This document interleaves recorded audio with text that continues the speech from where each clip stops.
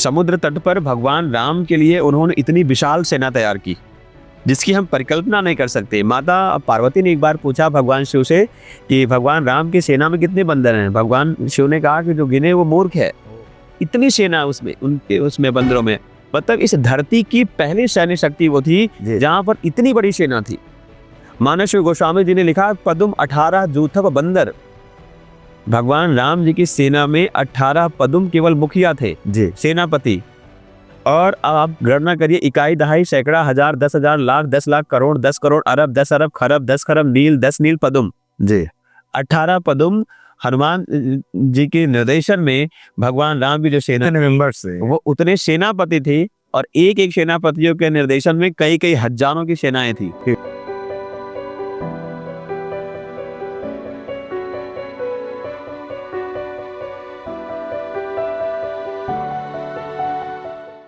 उद्यमेन ही सिद्ध्यंति।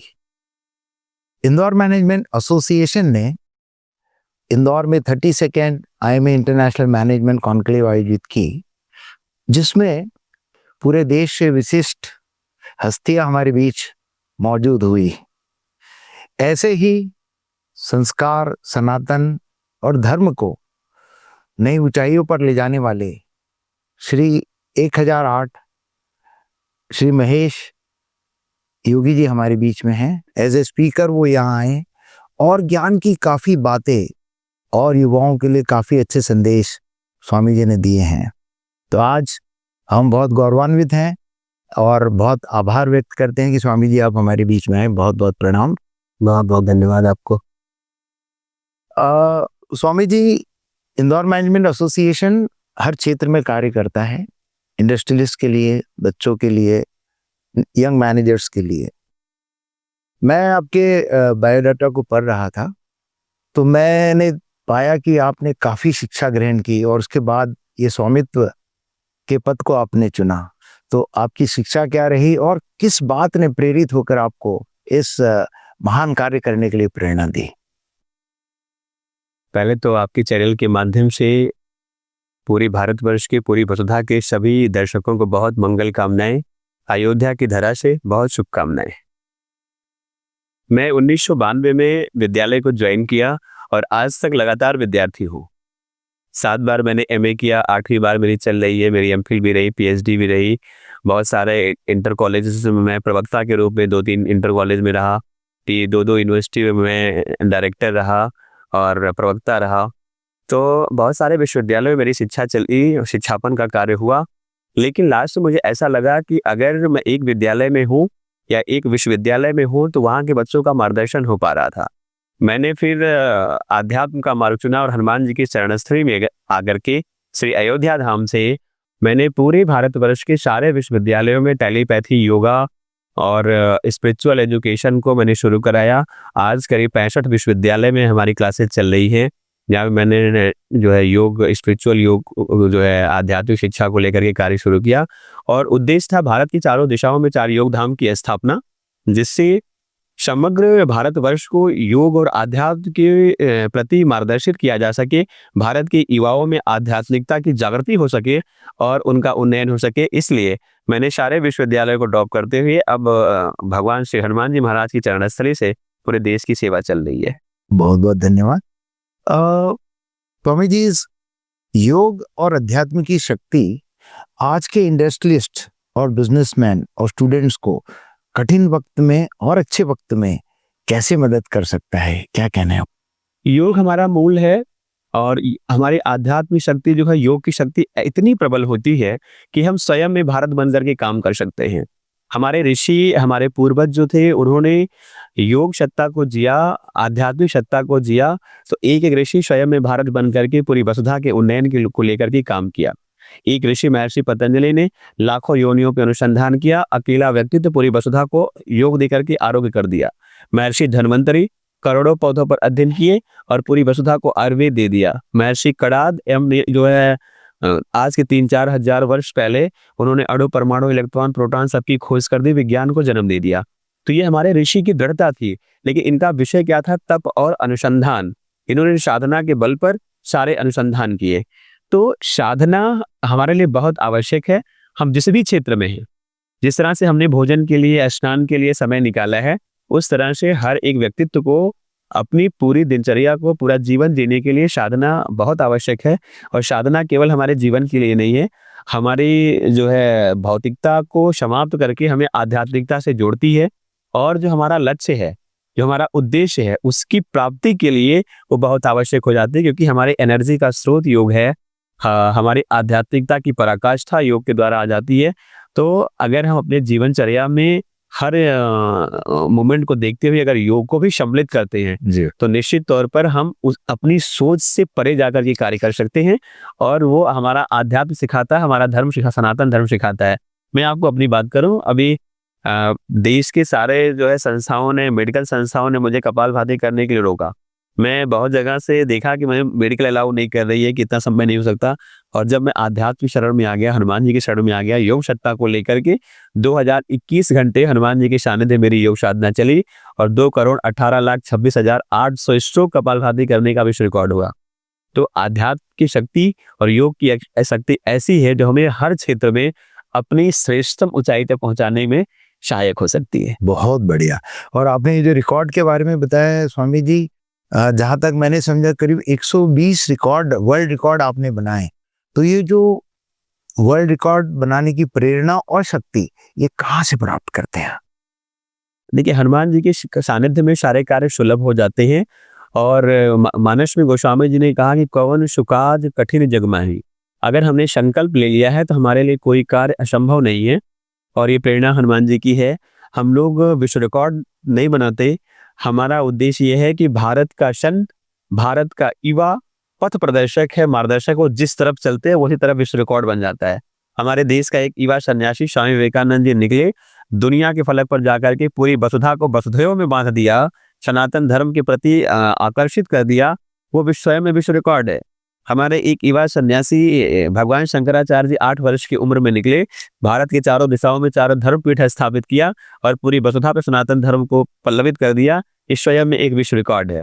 इसलिए भारत वह भूमि है जहाँ पे ऊर्जा संचरित है और वहाँ पे जो पल्लवित हुआ वो ऊर्जा से परिपूर्ण होता। हमारी इतनी एनर्जी होती है कि हम स्वयं में भारत हैं। और भारत का युवा जिस तरफ पग बढ़ाए उसी तरफ एक नया कीर्तिमान, एक नया विश्व कीर्तिमान होता है। और ये जो 120 विश्व कीर्तिमान हुए, ये केवल समाज को एक मार्गदर्शन देने के लिए, समाज को एक नई एनर्जी देने के लिए, नई ऊर्जा देने के लिए है कि अगर मैं कर सकता हूं तो आप भी कर देकर। और इसलिए सारे योजनाएं करती रहती है। जी, तो बहुत अच्छी बात की आपने कि जब योग और अध्यात्म आप करने लगते हैं तो जो भी करना चाहे उस सोच से परे कर लेते हैं। ऐसा ही, चूंकि आप युवा की बात कर रहे हैं स्वामी जी, तो आपने विवेकानंद जी का नाम लिया या अन्य युवाओं के नाम लिए। मेरा ऐसा मानना है कि आज का जो युवा है कुछ भटका हुआ है, सारे ही नहीं लेकिन कुछ भटके हुए हैं। फास्ट फूड हो, नशे का पथ हो, इस पर काफी युवा भटकते हुए दिख रहे हैं। तो जैसा आपने कहा कि हमारा भारत का पूरा उज्जवल भविष्य युवाओं पर है, तो आप ऐसे भटके हुए हमारे युवा, भारत के युवाओं को क्या संदेश देना चाहते हैं? मेरे लिए गर्व का विषय है कि भारत युवाओं का देश है और दुनिया की सबसे अधिक युवा शक्ति भारत में है।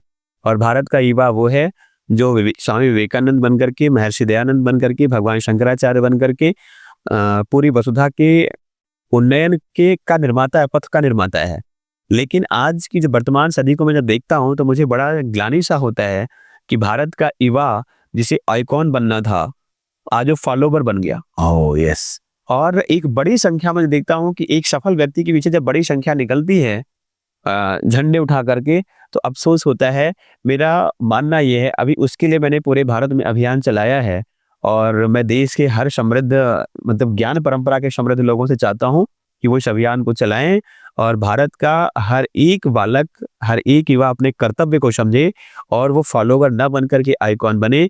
जिस दिन हमारा युवा अपनी गंभीरता को, अपनी शक्ति को, अपनी साहस को समझने लगा, उस दिन भारत का एक एक युवा स्वयं में एक उज्जवल दीप के समान प्रदीप्त होगा और भारत का एक एक युवा स्वयं में स्वामी विवेकानंद जी बन करके दुनिया के उन्नयन के लिए उनके पथ प्रदर्शन पे काम करेगा। और जो भारत की दिव्यता होगी, जो हमने परिकल्पना हम कहते हैं कि हमारा देश जो है विश्व गुरु था, उस परिकल्पना को हम साकार स्वरूप में देखेंगे। एक नए भारत का अभ्युदय होगा और इसे हमारे पूर्वजों ने कहा था कि 21वीं सदी धर्म की सदी है, 21वीं सदी सनातन की सदी है, 21वीं सदी नए भारत के अभ्युदय की सदी है, 21वीं सदी भारत के पुनरुत्थान की सदी है। वो अब दिखाई पड़ने लगा है। अब भारत का युवा जाग चुका है और हर युवाओं में धर्म की शिक्षा, संस्कृति की शिक्षा, योग की शिक्षा पल्लवित हो रही है। तो निश्चित तौर पर मैं दृढ़ता से कह रहा हूं कि आपके सामने एक युवा सन्यासी बैठ करके बोल रहा है, तो मुझे ऐसा दिखाई पड़ रहा है कि अब भारत के युवाओं में संतों की प्रेरणा, ऋषियों की प्रेरणा जाग चुकी है, महापुरुषों की प्रेरणा जाग चुकी है। भारत आज वो आध्यात्मिक भारत बन रहा है कि पूरी दुनिया अब आज युद्ध कर रही है और भारत को बैठ करके सत्संग कर रहा है। ये मेरी सफलता है और ये सफलता आज पल्लवित हो रही है निश्चित तौर पर हमारे युवा पीढ़ियों में, और यही हमारा कल का भविष्य होगा, कल का एक नया भारत होगा और यही हमारे विश्व गुरु को की राह को प्रशस्त करेंगे।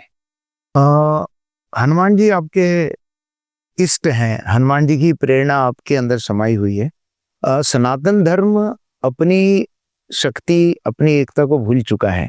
तो जिस तरह से श्री हनुमान जी को उनके शक्ति के बारे में याद दिलाया गया था, तो आप सनातन धर्म को कैसे एक होने का और अपनी वैल्यूज, अपने संस्कार को याद करने के लिए प्रेरित करेंगे? एक बार जब भारत में विषमता आई और उस विषमता को हमने 500 वर्षों तक झेल करके भगवान राम के मंदिर को पाया। अब हम नहीं चाहते कि भारत में विषमता आए। भारत में सनातन जाग चुका है और इसका उदाहरण हमारा महाकुंभ रहा है। आप परिकल्पना करिए कि अमेरिका, रूस जैसे देश की जितनी आबादी है उससे अधिक संख्या हमारे एक शहर में आकर के, एक तीर्थस्थल में आकर के स्नान करके समर्पण के साथ चली जाती है, आस्था के साथ चली जाती है। यही भारत के तो सनातनी परंपरा का अभ्युदय है। यही तो हमारा जो हमारी मूल शक्ति है और हमारे संस्कार को पल्लवित करती हुई दिखाती है। जहां पर एक सिटी में पूरा देश आकर के समाहित हो जाए और वहां पर सब समन्वय के भाव से एक ही माँ गंगा के सानिध्य में जो है ऊंच नीच, जाति पाति, अधर्म अधर्म सबको छोड़ करके सब समन्वय के भाव से डुबकियां लगा करके और आस्था की पवित्र गंगा में भारत की दिव्यता को, भारत की दृढ़ता को, भारत की महानता को प्रतिबिंबित करते हैं। ये सनातन की शक्ति है और भारत अब सोया नहीं, अब भारत जागृत अवस्था में है।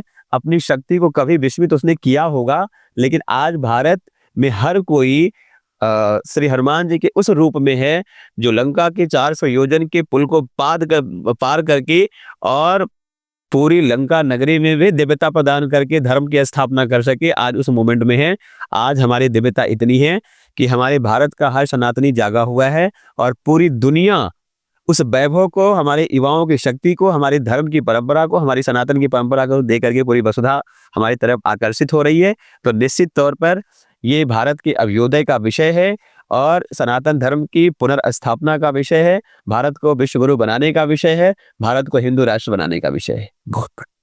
तो विश्व गुरु की जो परिकल्पना आपकी है, और मैंने ऐसा आपसे कल आपके संबोधन में सुना था कि आप गांव में, हर प्रत्येक गांव में हनुमान चालीसा का पाठ या इस तरह का कुछ आपने विशेष प्रयोजन, हर गांव की मिट्टी कलेक्ट करना, इस तरह का कुछ आपका विशेष भारत को दिव्य बनाने का अपने मन में ठाना है, तो वो क्या है? मेरा उद्देश्य यह है कि भारत हमारा विश्व गुरु था, भारत सोने की चिड़िया थी। तो कहीं ना कहीं हमारे ऋषियों ने, हमारे पूर्वजों ने अनुसंधान किया और योग शक्ति को, आध्यात्मिक शक्ति को पल्लवित किया। हम दुनिया के फलक पर दिखाई पड़े, ज्ञान परंपरा को लेकर के भी और आध्यात्मिक परंपरा को लेकर के। तो मेरा उद्देश्य है कि अब वर्तमान समय में श्री हनुमान जी महाराज इस धरती के प्रत्यक्ष देवता हैं और हम सभी के आराध्य हैं, जो धर्म और आध्यात्म और योग शक्ति की पराकाष्ठा के पुंज हैं, जिनके पास अष्ट सिद्धियां थी। हनुमान जी की ऐसी शक्ति है जी जिनके लिए हम लोग कहते हैं ना कि कनक भूधराकार शरीरा, समर भयंकर अति बलबीरा। उन्होंने छोटे से विशाल रूप धारण कर लिया जी। जब लंकिनी के सामने लंका में पहुंचे हैं तो मसक समान रूप कब धरी, लंके चले सुमेर न हरी। भगवान के अंदर इतनी शक्ति थी कि छोटा हो जाना, बड़ा हो जाना, लघु हो जाना, भारी हो जाना, सारी कलाएं थी उनके पास जी। और इतना ही नहीं, हनुमान जी के लिए कहा गया कि अतुलित बलिधामम, जो बलवान हो और इतना बलवान हो जो सारे बलशाली वीरों के बीच में भी उनकी शक्ति की पराकाष्ठा हो। सकल गुण निधानम, सारे गुणों से युक्त हो। ज्ञानी नाम अग्रगण्यम, ज्ञानियों में अग्रगण्य हो, वो हनुमान जी है। अब जो ज्ञानियों में अग्रगण्य हो, सकल गुण निधान हो, अतुलित बलिधाम हो, उसके बाद भी हनुमान जी अहंकार से रहित हैं। जरा सा भी अहंकार नहीं, वो दास बन करके रहते हैं। तो हमारी भारत की परंपरा हमारी भारतीय संस्कृति, सनातन धर्म ये सिखाता है कि आप संपूर्ण गुणों से युक्त हो, संपूर्ण शक्तियों से युक्त हो, उसके बाद भी आपके अंदर सरसता होनी चाहिए, समरसता के भाव होने चाहिए। ये भारतीय संस्कृति सिखाती है।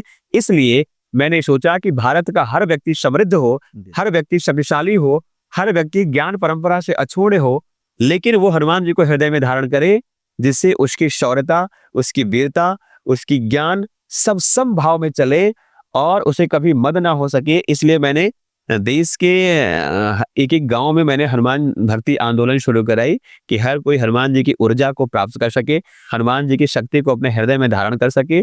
और जिस तरह से वो इतनी चातुर्य भाव से सारे कार्यों को निष्पादित करते, आप सोचिए कि भगवान राम जैसा व्यक्तित्व जो पूरे त्रिलोक को, पूरी दुनिया को एक मुट्ठी में कर लेने वाले हैं, उन्होंने विश्वास करके हनुमान जी को लंका में भेजा। हनुमान जी साधारण नहीं हो सकते थे जी, इसलिए वो असाधारण, तो वो असाधारण शक्ति हर एक परिवार में, हर एक व्यक्तित्व में आए। इसलिए मैंने गाँव में हनुमान भक्ति आंदोलन चलाई कि हर व्यक्ति हनुमान चालीसा का पाठ करे। और रुद्रराज योग क्रिया मैंने भारत के सारे विद्यालयों में संचालित किया है जी, कि हनुमान जी की साधना शक्ति क्या थी, उसके बारे में हमारे भारत का युवा, हमारे भारत का विद्यार्थी जान सके और उस ज्ञान परंपरा का और उस शक्ति का वो आभास करे और हनुमान जी की प्रेरणा पा सके। जी, बहुत बहुत धन्यवाद। और आपने वो, मैं अगला प्रश्न था लेकिन आपने उसी प्रश्न में सारे जवाब दिए कि एक टीम लीडर के रूप में हनुमान जी ने जो डिस्प्ले किया था, वो सारी बातें शायद आपने अपने पिछले वाले संबोधन में क्रिएट कर दिए। फिर भी अगर क्विकली हम ऐसे, चूंकि मैनेजमेंट कॉन्क्लेव में हैं, तो एक हनुमान जी जैसे परफॉर्मिंग जो उन्होंने कार्य राम जी के लिए किए थे, तो वो क्या गुण आज के मैनेजर्स में होना चाहिए या एम्प्लॉयज में होना चाहिए जो उन्हें अपने जीवन में नई ऊंचाइयां हासिल करनी? देखिए, हनुमान जी हमारे हर बिंदु पे सीखने के विषय हैं। हनुमान जी भगवान राम के प्रमुख सेनापतियों में थे और जब हम लोग कोई भी व्यवस्था संचालित करते हैं ना, तो उसमें संयोजक की बड़ी भूमिका हो जाती है। पूरे युद्ध का संयोजन हनुमान जी ने किया और ये बड़े आश्चर्य का विषय है और हम लोग के लिए बड़े गर्व का विषय है कि भगवान राम अकेले निकल करके अयोध्या से आए और जब हनुमान जी ने उनके सैन्य शक्तियों का संचालन शुरू किया, समुद्र तट पर भगवान राम के लिए उन्होंने इतनी विशाल सेना तैयार की जिसकी हम परिकल्पना नहीं कर सकते। माता पार्वती ने एक बार पूछा भगवान शिव से कि भगवान राम की सेना में कितने बंदर हैं? भगवान शिव ने कहा कि जो गिने वो मूर्ख है, इतनी सेना उसमें, उनके उसमें बंदरों में। मतलब इस धरती की पहली सैन्य शक्ति वो थी जहां पर इतनी बड़ी सेना थी। मानस गोस्वामी जी ने लिखा, पदुम 18 जूथप बंदर। भगवान राम जी की सेना में 18 पदुम केवल मुखिया थे जी, सेनापति। और आप गणना करिए, इकाई, दहाई, सैकड़ा, हजार, 10,000, लाख, 10 लाख, करोड़, 10 करोड़, अरब, 10 अरब, खरब, 10 खरब, नील, 10 नील पदुम जी, 18 पदुम।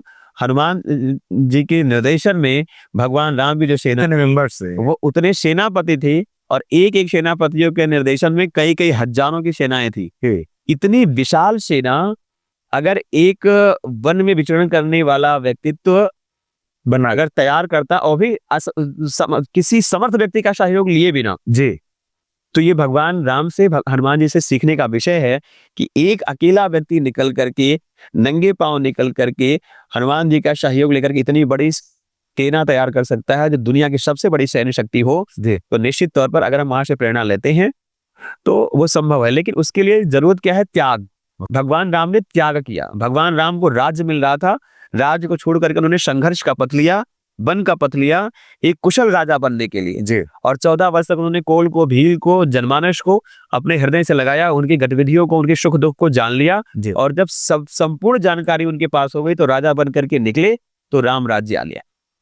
इसलिए जितने भी हमारे बिजनेस के लोग हैं या जिस भी क्षेत्र के लोग हैं, अगर उन्होंने अपनी शक्ति को जागृत किया और आराम के पद को त्याग करके उन्होंने संघर्ष के पद का चयन किया, स्वाध्याय को चयन किया, तो उन्हें हर एक गतिविधियों के बारे में जानकारी होगी और वो स्वयं में भारत बन करके एक बड़ा नेतृत्व, बड़ा एक नेटवर्क तैयार कर सकते हैं और निश्चित तौर पर वो बहुत दूरगामी होगा और वही भारत के भविष्य के निर्माता बन सकता है। बहुत बहुत धन्यवाद।